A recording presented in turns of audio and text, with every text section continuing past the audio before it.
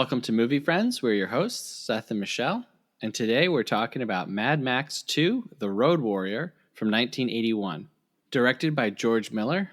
Written by George Miller, Terry Hayes, and Brian Hannon. Cinematography by Dean Semler. Composed by Brian May.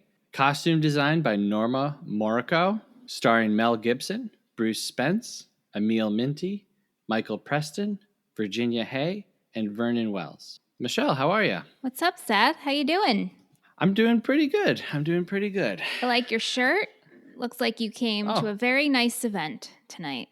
And not the Australian outback in a post-apocalyptic hellscape. Dude, should I start talking about assless chaps now or should I save it? Because I wrote that twice in my notes to you. So you let me know when you're ready. You did. And You did. We'll go there.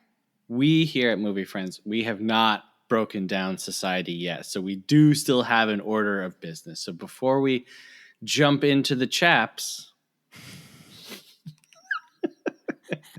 Yes. We got a few emails.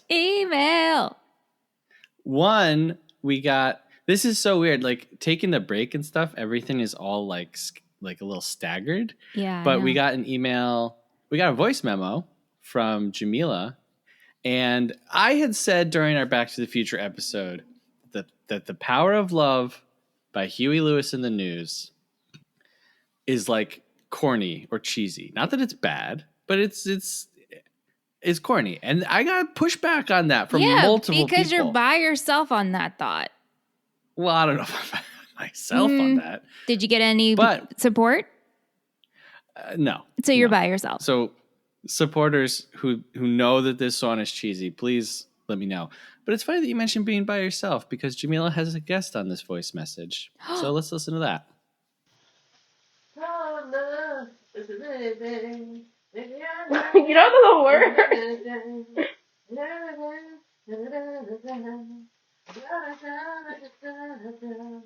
It don't take money, don't take fame, don't take a credit card to ride this train.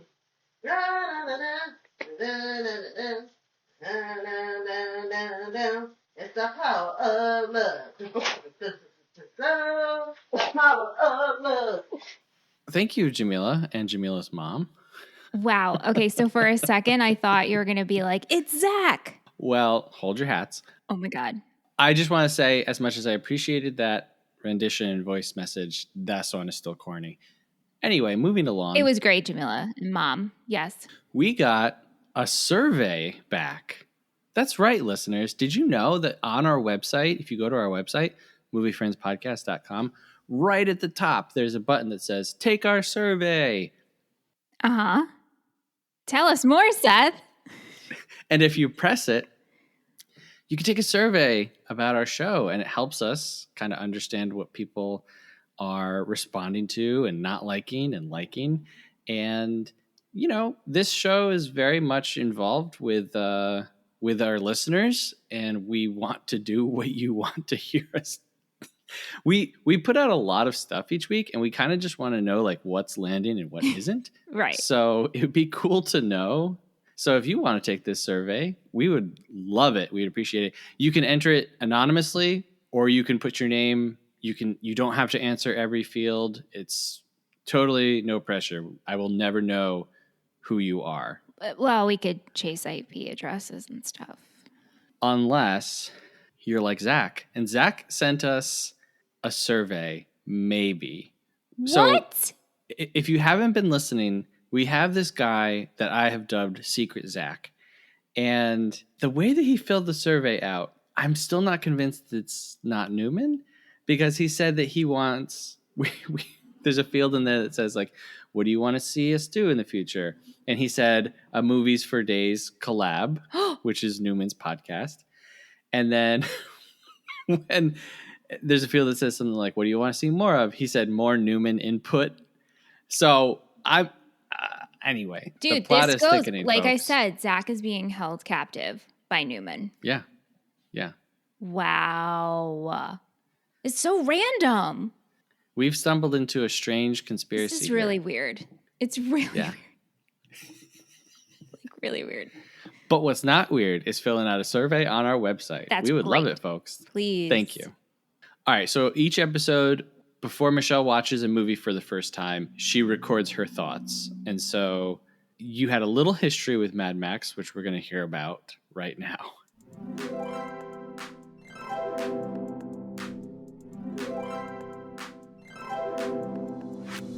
When you decided we were going to do Mad Max 2, which I keep screwing up, I keep calling it Mad Max Fury Road 2, which that's not right. However, as you all heard, I was like, what? What do you mean? I saw like the fourth one, but now I'm watching the second one, and so I'm like kind of watching them out of order. You said it doesn't really matter. I was like, I wonder if everybody knows this information. So I asked Aunt, I asked a couple of other people, like, hey, did you know that Mad Max, like the one we saw in 2015, wasn't the first one? And Aunt was like, yeah, duh. And I was like, all right, well, perhaps someone should fill me in. Anyway, I don't know anything about this movie, clearly, because I didn't even know there was more than one. I think there's a Mad Max Fury Road 2, right? Because the 2015 one was Mad Max Fury Road. And so the second one would be Mad Max Fury Road 2. As I'm saying this, I'm like, wow, what a great thought.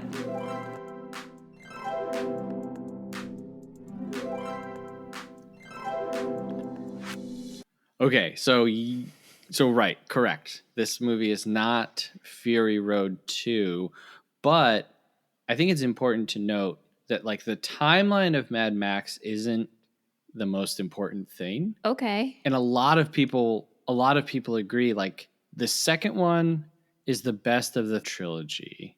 The first movie to the second movie, it's like night and day. They're very, very, very different movies. How so? It's not just like a lot of sand? No. So in the first movie, Max is still part of like an actual police force. Wow. It's a little bit post-apocalyptic, like a touch, where it's more just like it's more like the Wild West, but like a touch futuristic, right? And so there's like diners and businesses and it's more so like capturing like criminals. And so that's like his origin, and that's why he like has like a strong sense of justice and whatever. But it's nothing like this movie. And so then from this movie to the third one, Beyond Thunderdome, goes like way further into like a collapsed society and mythical people, to then Fury Road, which is like on another planet, basically. Yeah. Yeah. Have you seen all of them? Yes, Okay. I have seen all of them. Yep. Okay. Yep. And I would say definitely Fury Road is my favorite. I think it's one of the best action movies ever made. And then it would be number 2.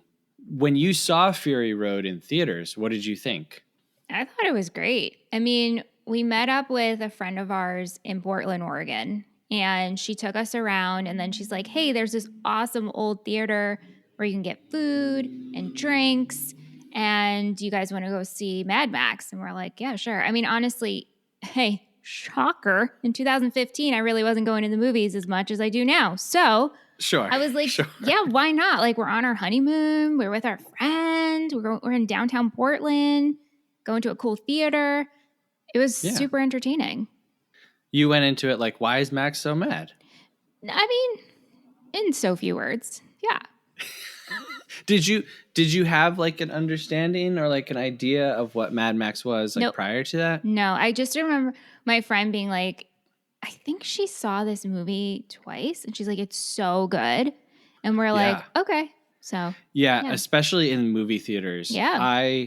One of my number one things that I will say about big movies is you don't need to see this in the theater. You don't need to see this in the theater, because so many big movies will tell you, you have to see this on a big screen, the special effects and the action. And then you go and it's like, nah, I would have gotten all this at home. Like, I'm sorry. Right. And I'm a big fan of going to the theater. Yeah. I'm not like anti-theater, watch movies at home guy, but a lot of times their claim, it's just trying to sell you on buying movie tickets. Of course. But Mad Max Fury Road in the theater, it's like a roller coaster that lasts for 2 hours. Yeah, no, it was really good. It was definitely entertaining. Yeah, I was wondering what your level of Mad Max knowledge was because our very good mutual friend Andrew Yes. is a big Mad Max guy. Mm-hmm. That doesn't surprise And me at all. no, yeah. Like, that just makes sense. But however, like, I saw the movie, was entertained, and then never thought about it again. So Sure. I never was like, hey, let me see if there's more of these. I don't know why I would think that. And then when you Right. told me that, I was like, what? And then apparently everyone else knew. So, haha on me. I don't know if it's a ha. I don't know if we've all been having Mad Max group chats behind your back. Mad Mitch. That's what's happening. Yeah. Mad Mitch, yeah. Mad Mitch. Okay, so that's Fury Road, and that's a little bit on Mad Max 1, which when this movie starts, we get a long narration with black and white flashbacks. That is all from Mad Max 1. Oh, okay. Okay. So when Mad Max was released initially, it was extremely low budget. And we'll talk about some of this stuff later. It had a release in America, but it wasn't like a huge release, right? And so when Mad Max 2 comes to America, they renamed it The Road Warrior. They didn't call it Mad Max 2 because they didn't want people to be like, well, I can't go see Mad Max 2. I haven't seen Mad Max 1, right? And so in Australia, it's not called The Road Warrior. It's called Mad Max 2. The rest of the world, it's released as Mad Max 2. And so in all the marketing, they didn't emphasize Max. And for a lot of audiences, the first time that they knew that this was a sequel was when they were watching it and it had this like long narration and flashback sequences establishing everything that had happened. I mean, even so, you just are like, okay, I'm here for the exposition and that's it. Right. Yeah. And because it's so different from the first one, that's why I said like at the beginning, the timeline doesn't really matter. You know what I mean? Yeah. Like it's not like, oh well, you can't watch Fury Road if you haven't seen Thunderdome. Right. You can kind of watch any of these and not watch any of the other ones. Like you could watch Thunderdome and just be like, all right, that was a weird movie about kids and fighting to the death with Tina Turner in it. Whoa, really? Yeah, Tina Turner's in it. It's cool. Wow. It's not good, but it's cool. Got it. That's a quick rundown of all the other movies. What did you think about this movie? It's not for me. Okay. Like, at all. At all. That being said, for the 80s, it looks great. The score is great. Yeah. So I'm giving it all of that. But this was like a movie where I was like, I'm good. You're good. Yeah. Like, thank you so much. My life hasn't been changed. Okay. All right. We have 3 more weeks of Action Month, and I'm worried. Yeah. Yeah. Yeah. And like we said at Police Story, this really isn't like either of our favorite genre. And I was talking with someone and they're like, well, why would you do action movies? And it's like, because I don't want to like live in a bubble. And action is a really, really big part of like movies and movie making and film history. Yeah. And so I don't want to talk about action movies forever, but I can do 4 that I think are really great, you know? Mm-hmm. Yeah. Yeah. You're like, you can. I don't know if I can. Actually, when I was watching this, I was like, why isn't it over yet? And I like zoned out and things were still happening. I'm like, I got the whole gist of what's happening. And Ant was like, this is the part where people wouldn't zone out. It was like the fight scene or like the vehicles are next to each other and whatever. Yes. And Ant's like, you should do a thing where you do, will Mitch make it? That should be like a movie Friends That's pretty season funny. 2 of like, will Mitch make it through the movie? And I'm like, Ant, I probably would never start the movie. And he was like, no, you have to give it like 15 minutes. Seth gives you a movie. If you can make it, you have to make it at least 15 minutes. If you want to continue. Like, what will grab your attention? And I was like, yeah. See, I would take that and do will Mitch make it, but it would be like an extreme horror movie or something like that. I wouldn't start it. That's the problem. Okay. Yeah. What did Anthony think? Did he like it? He came home. I think he ended up going to Costco. It was one of those movies where Ant was in and out of it. And he was making dinner at one point, and I was just like, wow. I mean, for an hour and a half movie, it's not. No, this felt like 3 hours. Wow. And I'm not saying Okay. there weren't parts where I was like, I think I found things entertaining character-wise. Sure. But I was like, wow, this just like solidified that I like really don't like watching things that I don't want to watch. Of course. Yeah. So aside from the Matrix, right, Mm-hmm. which mostly takes place in the Matrix, Right. this is the first like post-apocalyptic movie that we're doing, like sci-fi. And that's a big part of sci-fi. Like a ton of movies are like, what would happen after a huge, world-ending event? And what I kept wondering as I was watching this with you in mind was like, civilization is over.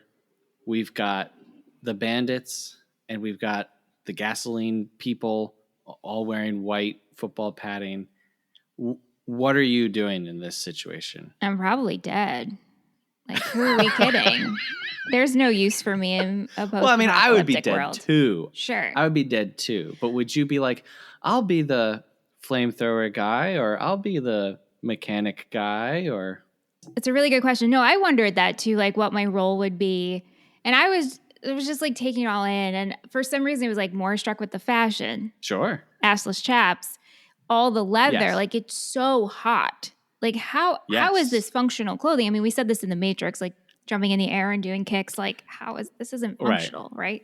And then you had like, I don't remember her name, but all I could think about is like, oh my God, this is like Mad Max Barbie.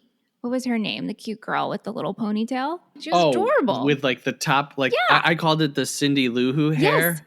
Yes. Yes. She was like the Barbie of the movie. One thing I will say, I always try to give respect to the crew who make this film, Absolutely. the actors, the character. I always try to like know all that stuff. In my notes, I was just nicknaming everybody and like just not even paying attention to characters' names.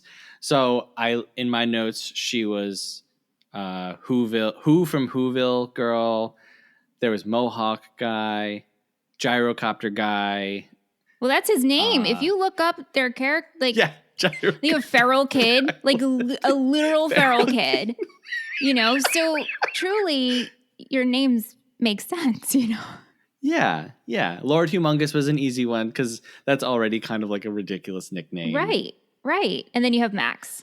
And then Max, yeah. Yeah. So George Miller, when he made Mad Max 1, and this is carried through mostly in Road Warrior and Fury Road, he said he wanted to make a silent movie with sound. Okay. These movies are not dialogue heavy on purpose. You think about the scene where Max and the gyrocopter pilot are kind of like up on the bluff and they're watching things with like their telescope, and you have a very clear sense of everything that's happening, but they're not talking to each other, Yeah. During all of the chase scene at the end where he's driving the tanker, there's not really someone like in the car with him to be like, oh no, watch out, Max. Yeah. Right? Until the feral kid shows up and then he's like, get the bullet. Yeah. Get the shell, kid. Which you and we brought this up a few times, and every time I think about it, it's so crazy. You and I used to work at a shooting range. I know. Which is it's so strange. Never at the same time, though. Not at the same time. So when he said, get the bullet, immediately I said, that's not a bullet. That's a shell. Mm-hmm. And in my head, I remembered it as shell. Because you see it and you're like, that's a shell. Yeah. Later on, he says, get the shell. But I was like, oh, okay, Max, I'll give you that one. But anyway, in the Road Warrior, depending on where you look, depending on which publication you go to, which I'm sorry that we cannot give an official count because I was not going to do this on a rewatch, Max has either 16 or 20 lines in this movie. So Ant was looking all this up, like looking up facts when I was watching. And he's like, apparently Mel Gibson only had 16 lines. And I was like, that's bogus. He just had 5 right now. So, but I believe it, maybe more towards 20. Yeah, and it's like, what's a line? Like, it's not like a word. Some people were like, he repeats the same thing twice, so it doesn't count. Like, does that right? But the point is, it is so low, that you can count the lines that he has, and he's the main character. Like Fury Road, though, Max is just like a force and then we see this world like around him. Like we see all these like crazy zany characters or like these people's plight, and it's not so much about him, right? Right. Like he comes from nowhere and then he disappears to nowhere, and we don't really know where he goes.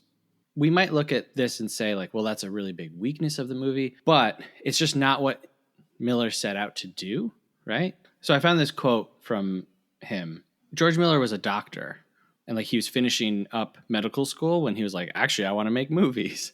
And the budget for Mad Max 1 was so low. It was between $350,000 and $400,000. Whoa. And he literally like worked emergency room shifts like on weekends in order to like have money to like pay people. They were paying people in beer. They enlisted a real motorcycle club to be the motorcycle club in the first movie. Wow. Very, very, very low budget. Yeah. Right? So there's a quote from him. He said, "For Mad Max 1, I was obsessed with safety. Having been a doctor who worked in emergency, I saw a lot. In Australia, we had big long roads and speed. We did not have airbags and safety belts. By the time I was out of my teens, I'd lost 2 friends to car accidents.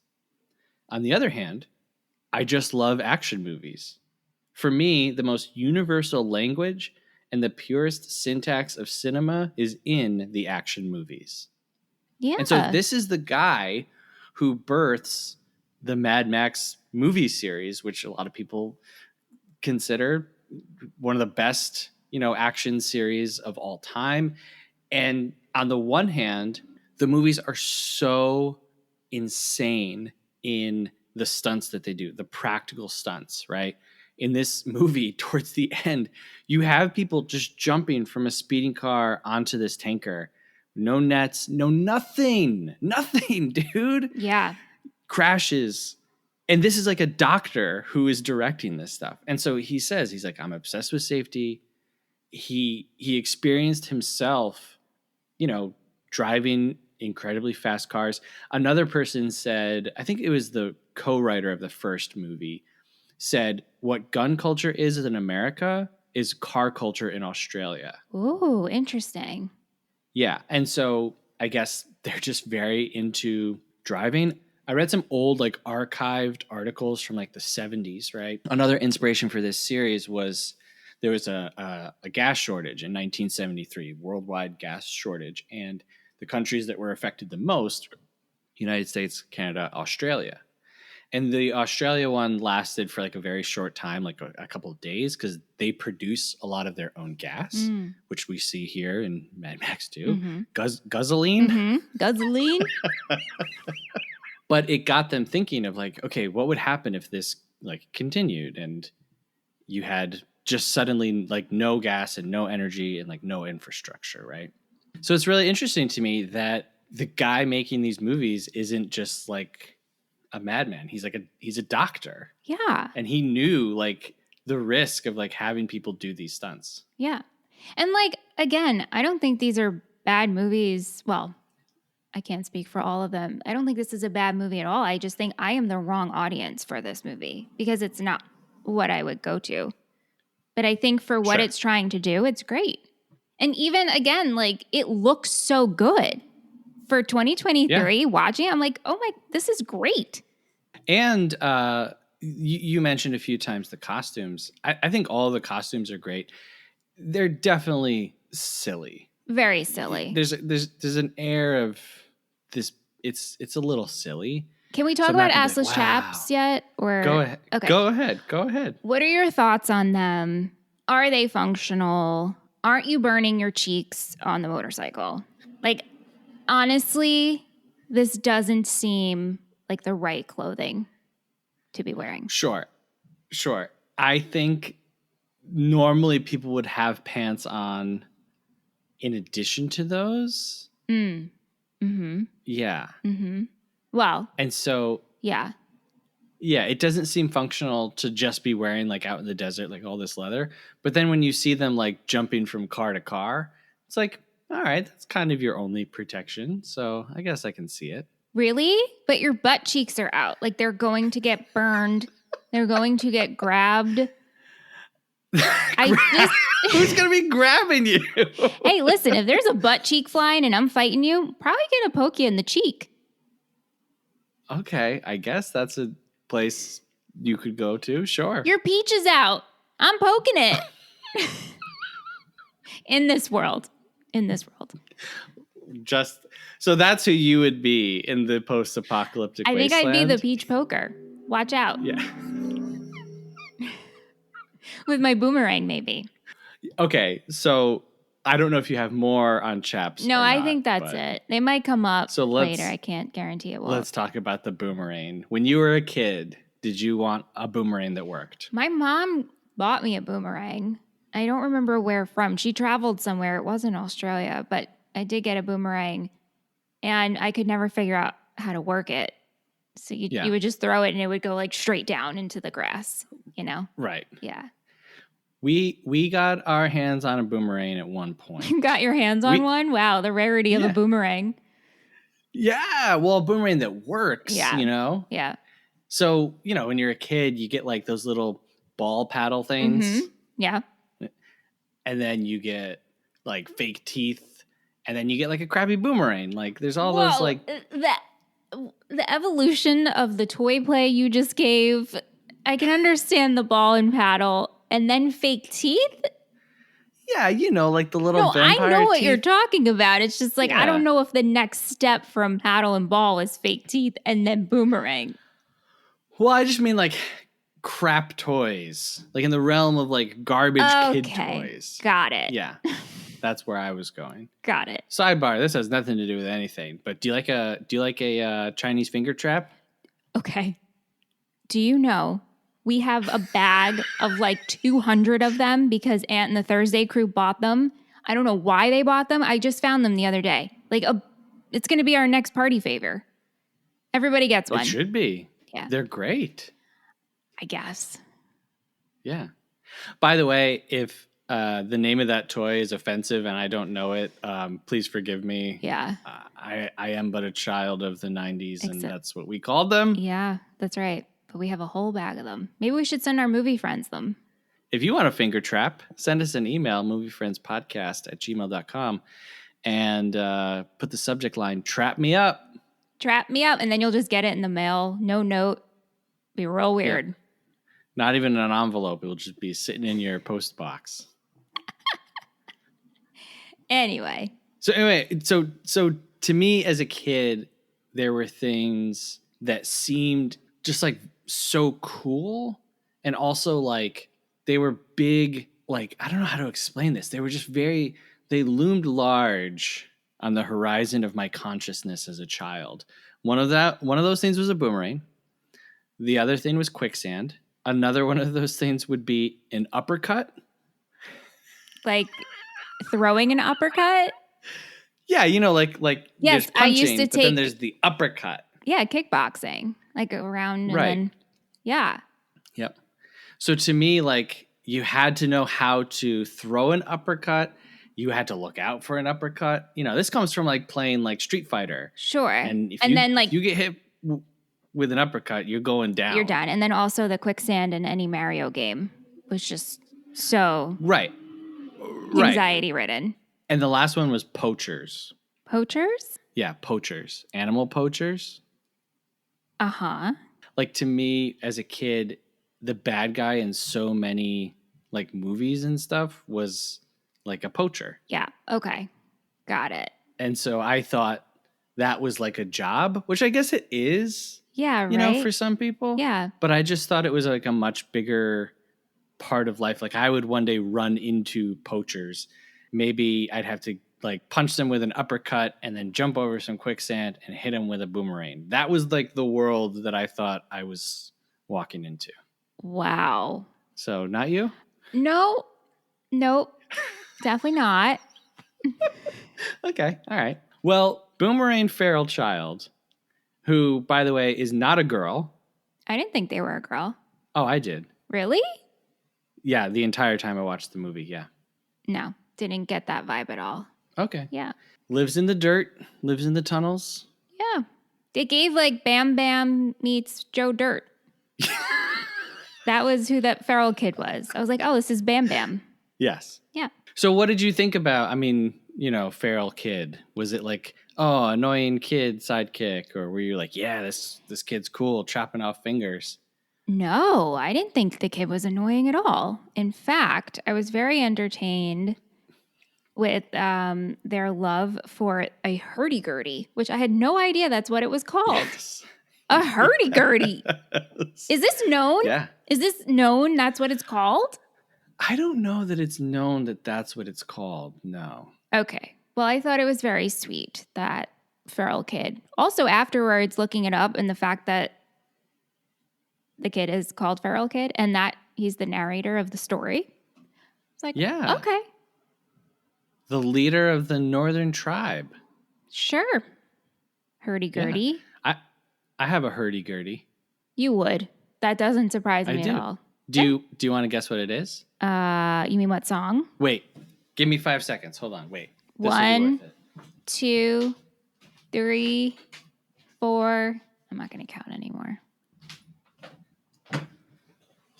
Okay, wow. That was longer than 5 seconds. Sure Sorry. was. I stopped I actually have counting. 2 hurdy-gurdies. Is it like ready? when the saints go marching in? Okay. Oh, no. You're going to smile. Trust me.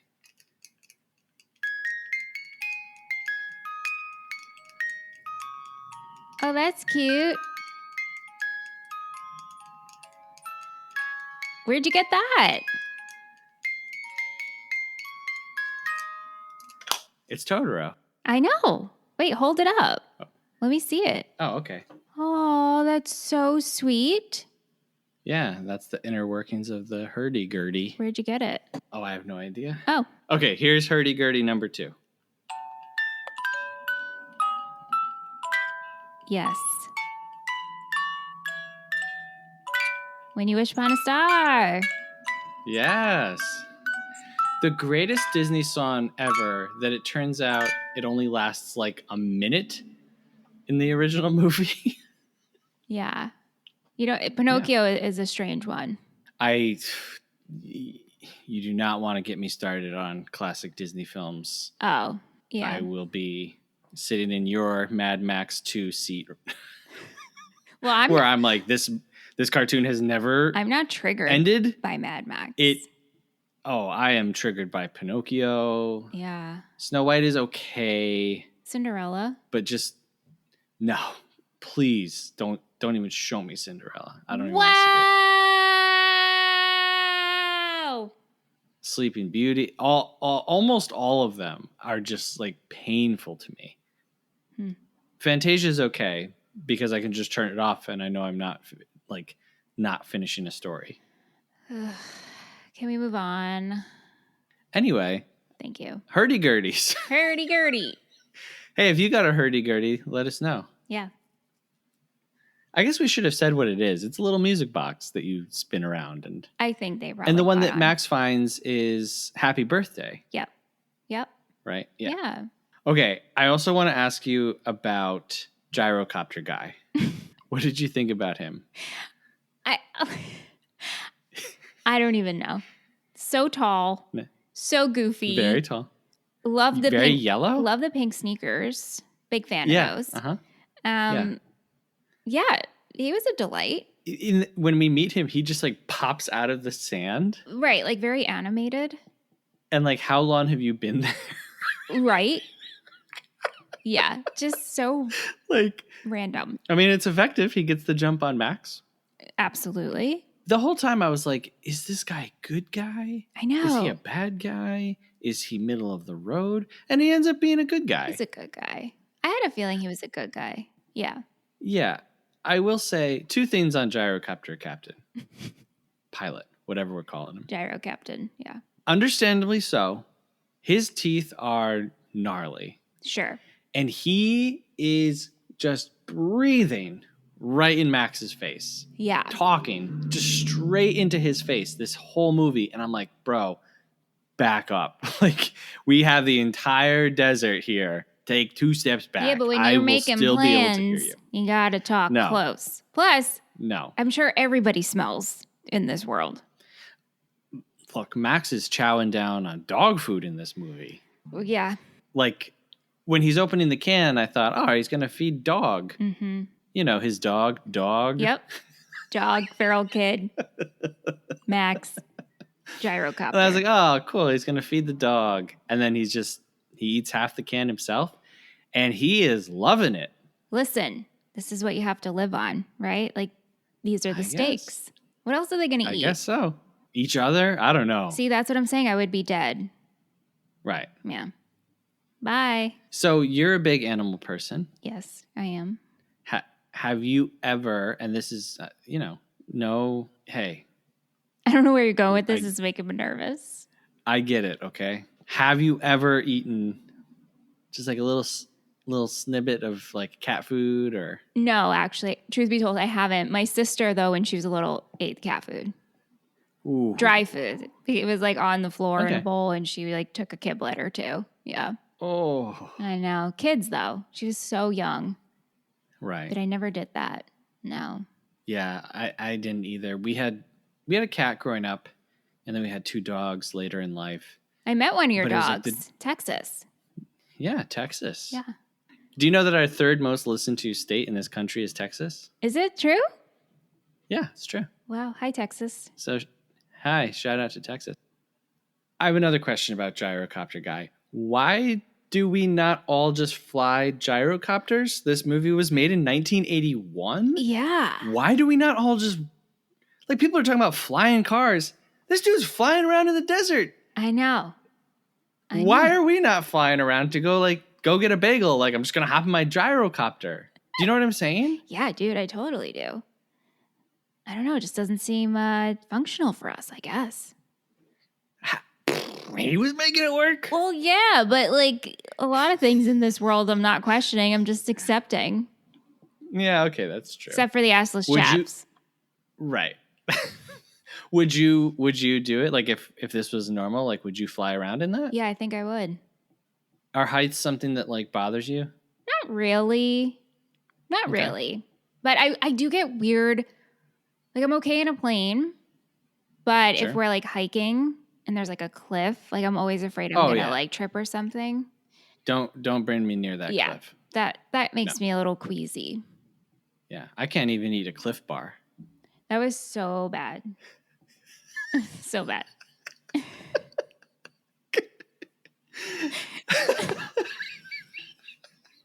I thought it was funny. Yeah, as you usually do. And then later, I have in my notes just gyrocopter guy. No, because it crashes. I know. They like shoot him down and he crashes. And I was like, well, I guess that is the unceremonious end of him.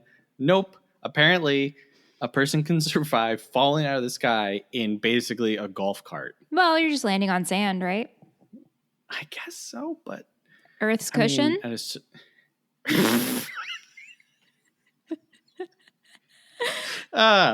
Yeah. I don't know if I've ever heard that before. It's a movie friends first. Okay. It's a world first. There you go. Sand, Earth's cushion. So we mentioned Dog the dog. Mm-hmm. And I loved when Max is driving with gyrocopter guy to see this place where they're supposedly refining oil. And Dog has a string in its mouth that is tied to the trigger of the shotgun that's pointed right at his head. And like later on we find out that the gun has been empty the whole time. Yeah. Which I think that's a great little gag. Yeah, that was good. And then Dog bites the dust, man. Yeah. How did you feel? Were you like, come on? Well, again, I just kept reminding myself, it's okay, Michelle. This one's not for you. Okay. That's how I got through this. Okay. Yeah. Would you normally have been upset? Like, are you upset by dog deaths in a movie? Absolutely. That's a big no-no for people, by the way. Oh, absolutely. I mean, not that it's like so much a no-no, because if it goes with the story, it goes with the story. But pet deaths definitely affect me. Like, I can't watch Homeward Bound, even though no deaths happen in that. But like the stress, like if you put it on, I like legitimately, when Sassy falls in the water, I actually cannot handle it. I cannot. I will immediately start crying. I have to leave the room. It's like so yes, pets do affect me. Wow. Yeah, it's really bad. Homeward Bound really is I can't actually, but I can start crying if I really go there. But Sassy lives. Sassy does live, but the fact that Sassy is so I can't. We gotta move on. Okay, all right, we'll move Seth. on. We gotta move on. We'll move on from Sassy. Okay. Yeah. So Yeah. this is a big deal, though, for a lot of people. So much so that there's actually a website. I don't know if you're aware of it. No. Called Does the Dog Die? To let you know if you're watching a movie and you're like, I cannot handle it if this dog is going to die. You know what I mean? Yeah. And you can check and it'll be like, no, the dog does not die. And you can be like, okay. And then you can keep watching the movie. Wow. Or it will say, yes, the dog dies. And you're like, nope, I'm not going to watch this. Wow. You know, that's smart. I'm glad it's a big thing. This reference material exists. Yeah. Yeah. Yeah. Not for me. I don't care. Yeah, I know. Didn't care about stuff like that. So do you know that there's a connection to this movie and the reason why you stopped eating pigs? I'm about to find out. So Michelle, as a child, watched the film Babe. Yes. And decided to stop eating meat. And how old were you? Like 8? I stopped eating pork. Right. Specifically. Yeah. Right. Yeah. When I was like... So you were like 8 or so? Yeah. Whenever that movie came out, I think I was around... It had to be 8. I mean, that's the story I've been telling, so it's got to be 8. Well, we're going to go with that. So George Miller has a pretty brief filmography, but a real strange one. He co-wrote Babe. No way! Yes. Oh my God. And then he directed Babe 2, Pig in the City. La, la, la. I love Babe Pig in the City. When he goes on that little, when he's like, la, la, la, it's so cute. It's so cute. Yeah. Oh, he Babe. Also directed, you probably didn't see these movies. There are 2 animated penguin movies called Happy Feet. I know them. I haven't seen them, actually. Yeah, about a tap dancing penguin. Yeah.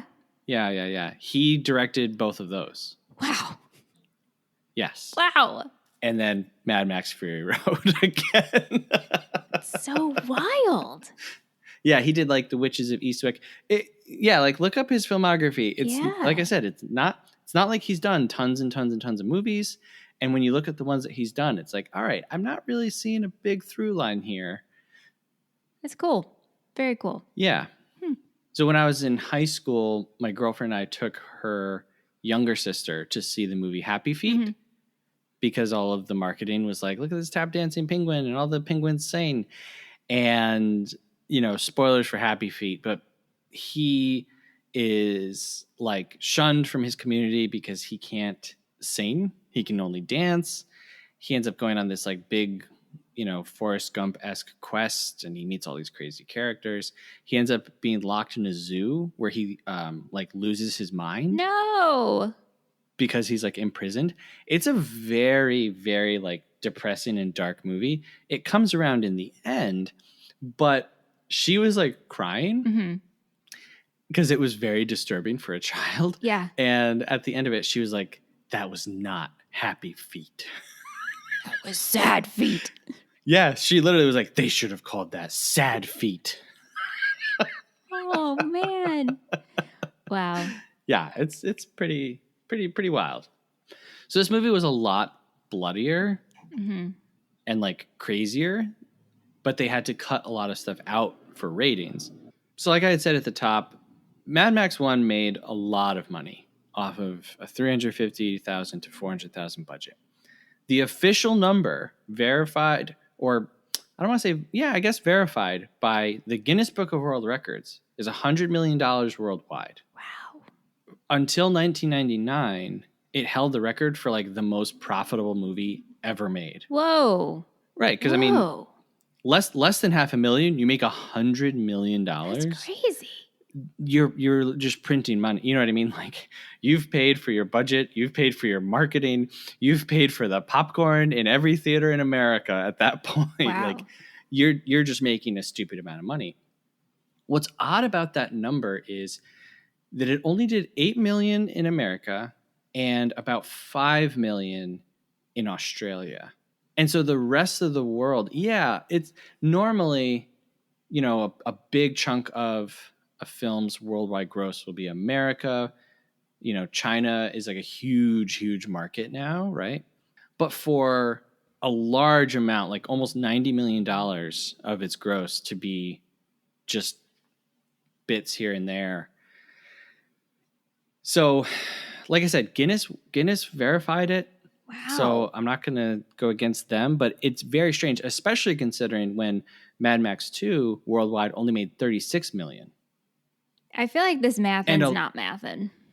And right. And a large part of that was from the United States. About 10 million was from Australia. So it doubled its money in Australia, but only did a third of its worldwide gross. You know what I mean? Yeah, it's a little weird and off. It's a little interesting. It's possible. I did see one place said Germany did 12 million. Oh, okay.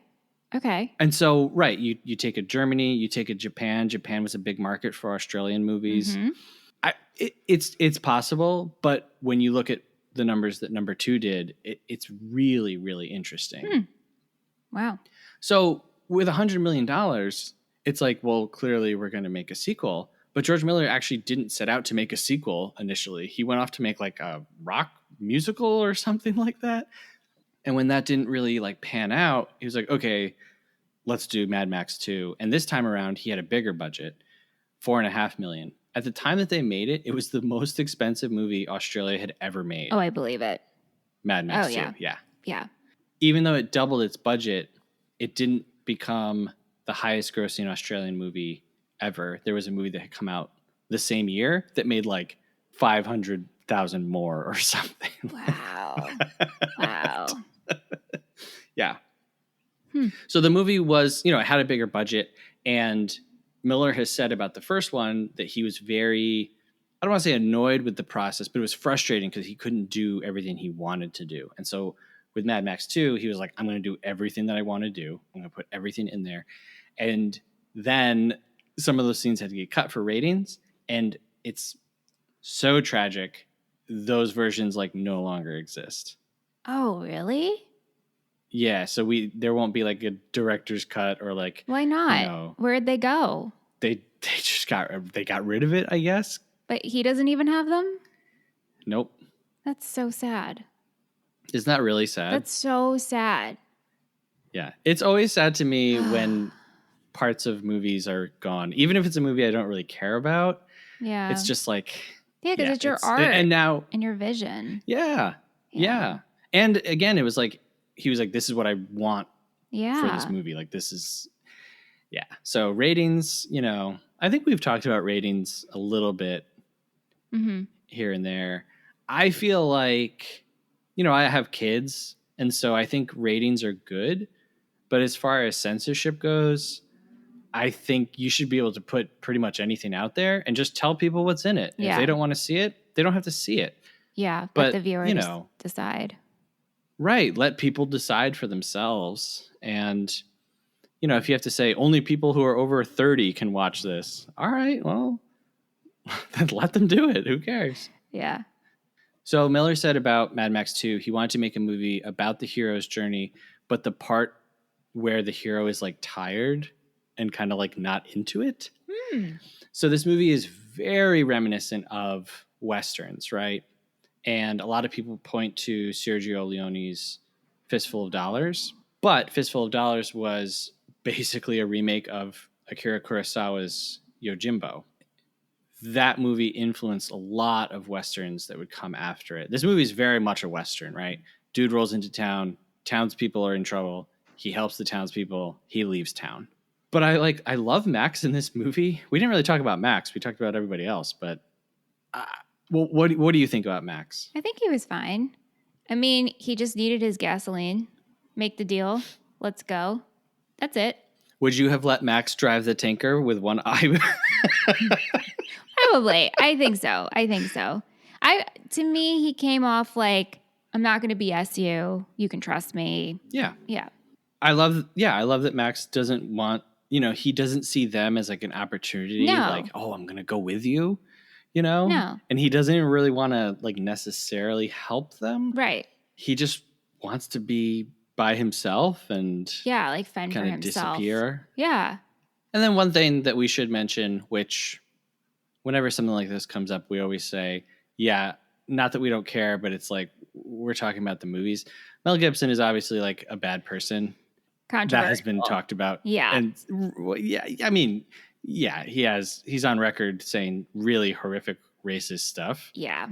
But we know that, and we're not here to be like, we love Mel Gibson. So No, I don't, you know. So yeah, Mel Gibson, not a good guy. But this is a good movie.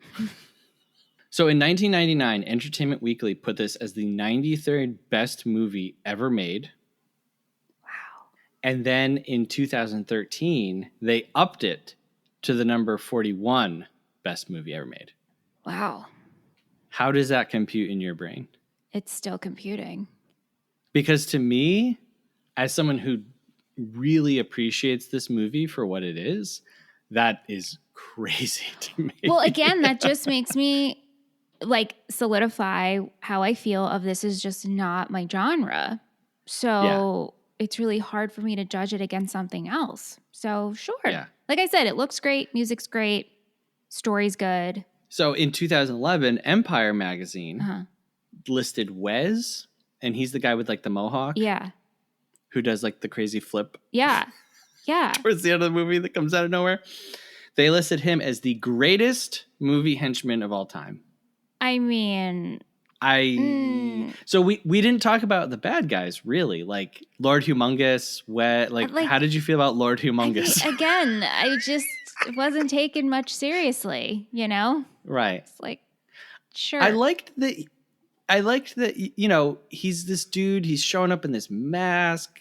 He's got people on chains and it's all very violent, but he's like, hey, look, just give me the stuff and leave. Like, it's fine. Yeah. You know, did you, I don't know. Do you believe him when he says that? No. No? I mean, part of me does. Really? Yeah. I think because we're associating him as bad, right? So it's like, You're just kind of, you don't want to believe it. I mean, you don't want to believe that he can be good because you're like, I already have my good guys. I can't have more good guys. Right. I have my bad guys and I have my good guys in this movie. Right. Yeah. I don't know. He just felt a little more nuanced and complicated than your run-of-the-mill, like, I'm an evil dude behind a mask.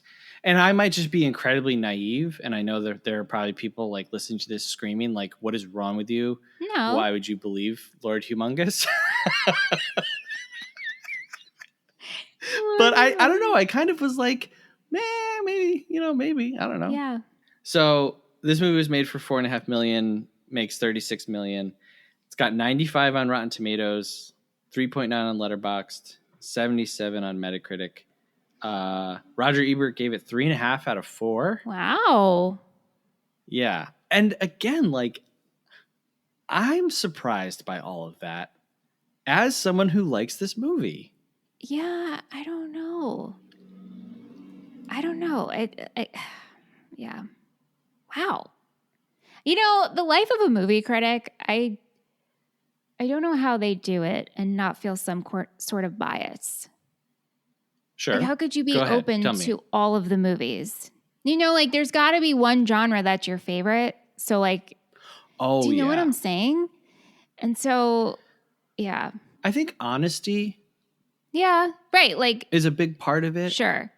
Like, let's lay out the facts. Let's lead with facts, kind of. Yeah. Yeah. And if you can say, you know, people will always be down on critics, right? Mm-hmm. But I do think that there's value in two people want to go see a movie and they have 10 options and they have limited money and they have limited time and they want someone to tell them which one to see. Oh, of course. I'm not downing the critics. I'm saying being a critic. Oh, like the act I don't think of it, you are. You know? Yeah. It's interesting. And so I think like if that's what it is, then I think you just be honest and you say in your review, I don't like Westerns. This is how I felt about this one. Right. If you're not just trying to be making definitive statements of taste. Yeah. You know, like if that's not your goal, if your goal is to just guide people, I think that's the best that a critic can do, you know? Yeah. So we asked some people on Twitter what they thought about this movie. There's some great names in here. I'm excited This to is read my to you. favorite part of the show. First off, I'm going to start with someone who's responded before, and I'm pretty sure I said their name wrong. So Paul Muad'Dib, which is the character from Dune. Okay. Another movie with a lot of sand. Correct. His handle is at, and I've always pronounced it Trigraptor, Oh boy. but in looking at it, I'm like, oh my God, this isn't Trigraptor. It's got to be Trigraptor. Like Right? math? Maybe? And dinos? A math dino. The worst kind. Whoa. Anyway, he says, when I posted about this, he says, oh, hell yeah. I just saw this in its entirety for the first time recently. I'm going to leave that car sound in for this being a Mad Max movie. He says, I just saw this in its entirety for the first time recently and absolutely loved it. I can think of at least one scene that might turn Michelle off, though. And maybe he was referring to the dog being killed? Yeah. Maybe the sexual assault, maybe? Maybe the assless traps. There was a lot, it turns out, of scenes. Yes, there was. Michael Avolio, at Michael Avolio, says, so when I had sent out the request for comments on this movie, I said, is this the biggest jump in quality for a part 1 to a part 2 ever? And so he says, it may well be the biggest leap up. If I'd seen Mad Max first, I don't know if I would have wanted to see the sequels. But Mad Max 2 / The Road Warrior is one of the great action films, and I saw it before the first film. And I also love the jump further into the post-apocalyptic wasteland. So you see, everyone's seeing this series out of order. You know. Cool. Nick, at Nick Scheisty, or as you call him, the I Guy. I Guy. He says, not the biggest, meaning the biggest jump, but it's up there.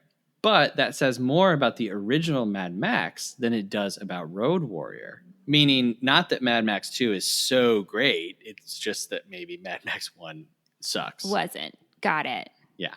Ben, at Ben Sower, said, there are very few sequels that are better. This is in the same league as Godfather 2 in the sequel universe. And I agree. Okay, hold on to your hats here. An echo in the recess in the spheres of retail, at Kundalini Hand 73. So the first part is their name. Processing. Yeah. Processing. Okay. I got Echo.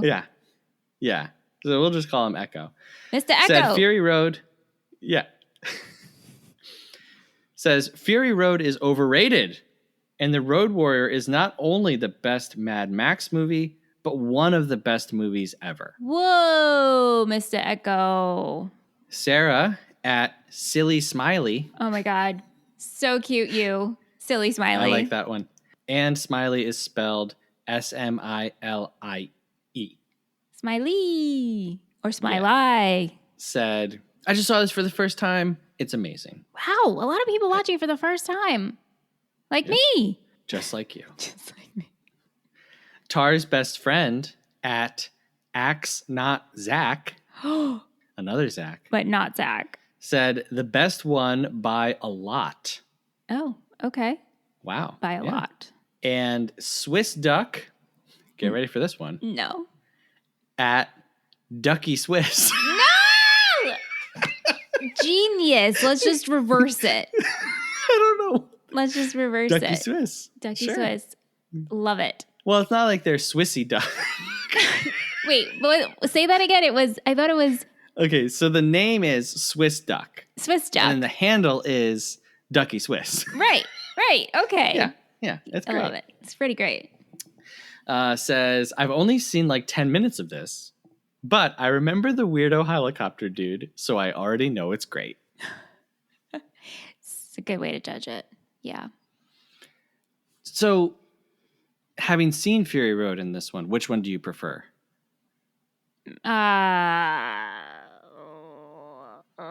Probably Fury Road.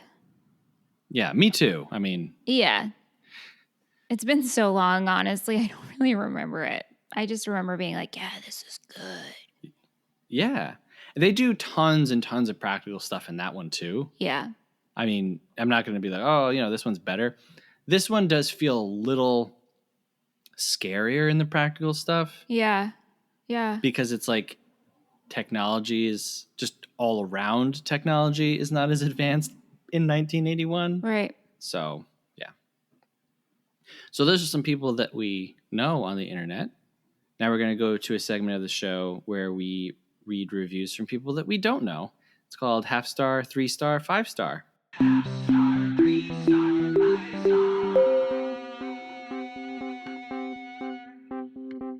Okay, so these are reviews from letterboxd.com. And we start out with a half-star review, which is the lowest rating that you can give a movie. And we work our way up to a 5-star review, which is the highest rating that you can give a movie. In the half-star review, I'm going to try in an Australian accent. Mm-hmm. Okay. Oi, I'm just going to start talking, and then I'll read the review. I think that's how I should start doing these instead of doing it cold. The way the Australian people pronounce their O's, it's like R, and I can't do that. Like when they say no, No. you know what I mean? But it's more subtle than that. Yeah. It's more subtle than nope, that's British. Right. It is so bad. No one talks like the entire film, and the story is so incomprehensible. The action scenes are super lame, and the costumes are so bad. Half star. Okay, this was not for you. Half star.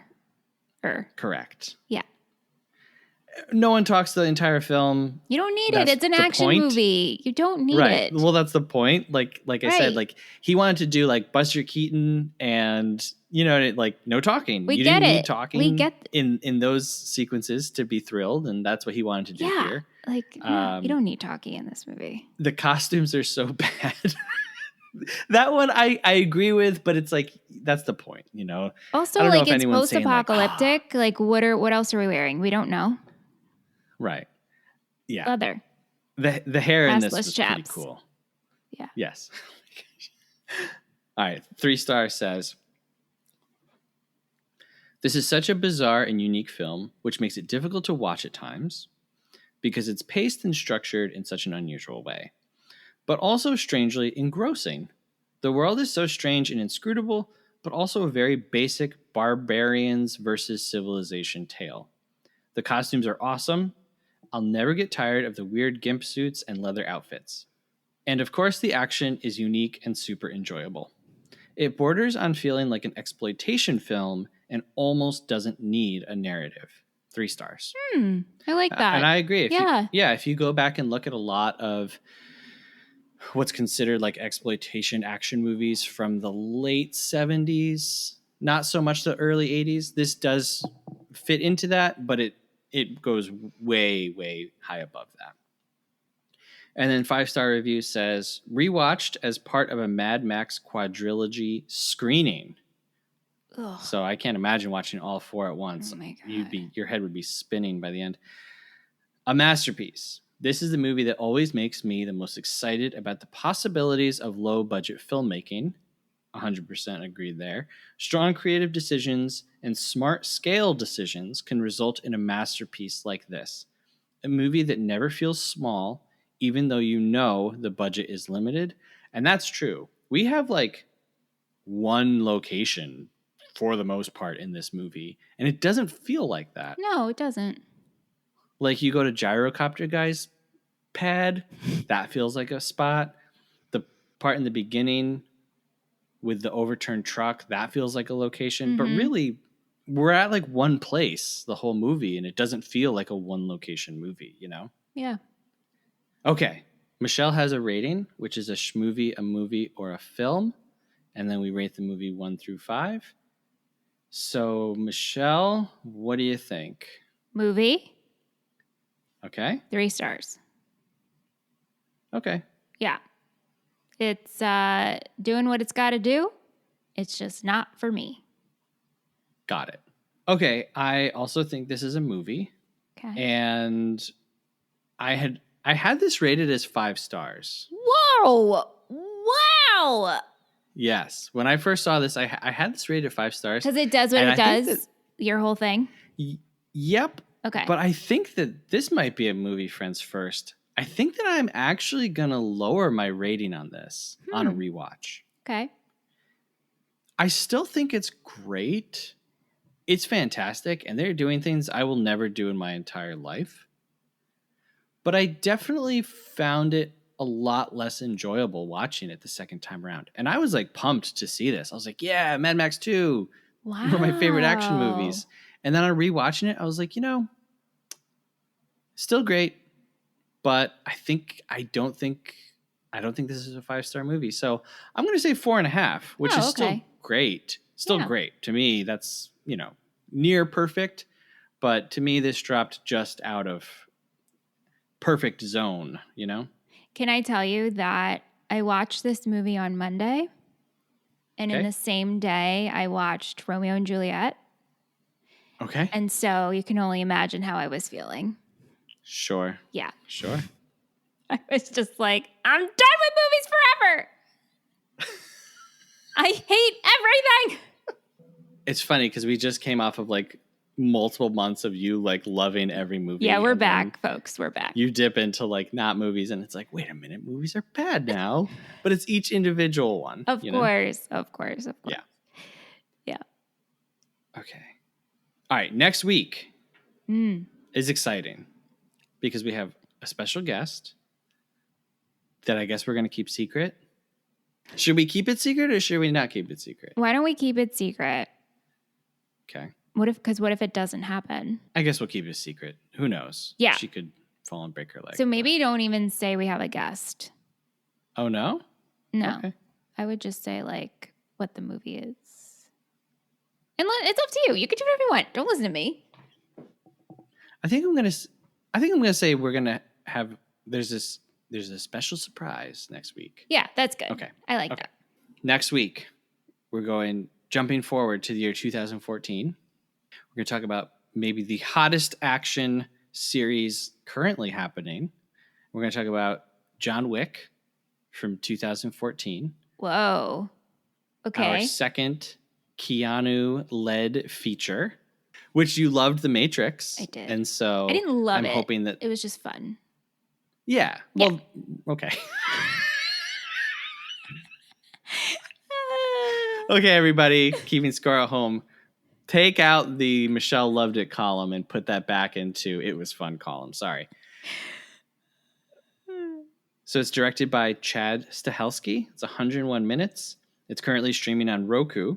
And there's a special surprise next week. Ooh. So you're going to have to come back for that one. It's going to be fun. I can guarantee it. Yeah. No, this is going to be great. And as far as your headspace goes, this is an action movie. It's almost like, oh man, I don't want to say sad, but it's like a contemplative action movie. Oh, great. I actually don't think you need to give me headspaces for this month because I already know. No? Okay. Just, I got to sit down and get it over with. Okay, so I will say this. Yeah. The first action movie that we did, Police Story, was very much like a physical in the body action movie. Mm-hmm. The second one that we did, Mad Max 2, is all about like car stunts, right? And like the props and like the environment. This one, we're going to be going into like guns. And like that type of action movie. Got it. Yep. Like The Matrix. The Matrix has like martial arts, but it's like a gun action movie. Yeah. Okay. Wasn't Makes sense? there a like, I don't know if I'm thinking of the right movie with doesn't John Wick go into like a bathhouse? Like a spa? So there are 4 John Wick movies. Okay. One of them though, right? Yes. Yeah, because I've been in that. And that was like one of the things. It was like, oh, John Wick was filmed here. Oh, okay. Yeah. Look at you. You're such a movie guy. It's insane. You know. I have been to the John Wick bathhouse. So do you know anything about No. like John Wick? I have no idea. Okay. No clue. All right. No clue. Okay. All right. Cool. Hey, if you don't know anything about John Wick, we'd love to hear from you. Send us an email, moviefriendspodcast@gmail.com. We would also love it if you could give us a rating and a review wherever you are listening. It's great. It helps us a lot. More than you know. Seriously. And quite frankly, more than your time is worth. So wow. But also it's just been so long. When are we going to get another one? we've been getting reviews, but not. Oh, no, I'm sorry. We've been getting ratings, but not reviews. So people will they'll click the 5 stars. You know. Do you need help? Do you need a prompt of what to put in there? I have a challenge. Someone, okay. If you're going to tap 5 stars, I just want you to put meow, meow. And let's see who does it. Let's see who does it. All right. This is the meow, meow challenge. Yep. If next week we come back and someone has given us a meow, meow challenge, what will you do? I will send them a finger trap. Ooh, okay. Yeah. But then here's the thing. You have to send us a screenshot because I have to know where to send it. Or we'll just shout you out and be like, yo, email us your best mailing address. Because that's what people want is a finger trap. You can also support the show, patreon.com/moviefriendspodcast. And you get access to 3 additional shows, including our Studio Ghibli movie by movie coverage series, Ghibli Gabs. We're doing Freaks and Geeks on our show Weirdcast, where we're going episode by episode. And we got Super Amazing Film Club, where we talk to people that we love about movies that they love. We just did one with our patron Cosmo, which was a great time. Love Cosmo. You also get access to our patron-only Discord, where you get to talk to us about cats. And that's it.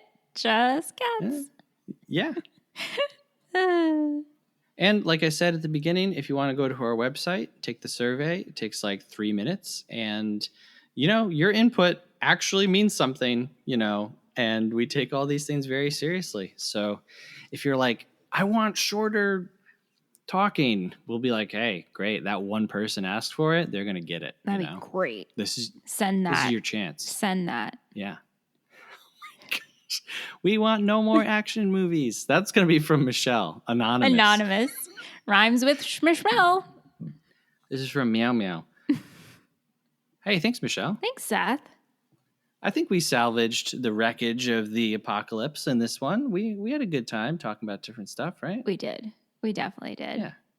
Well, hey, until next time, we're talking about John Wick, Chapter 1. Thank you for listening. Have a good one. Movie Friends is produced by Seth Vargas and Michelle Rubenstein. Music by Anthony Vicora.